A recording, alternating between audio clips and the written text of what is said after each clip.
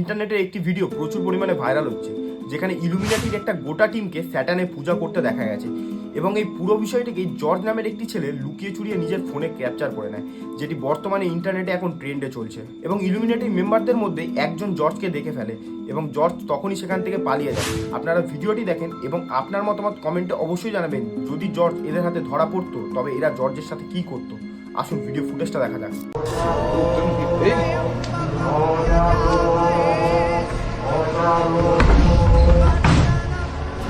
Meu Deus, são três.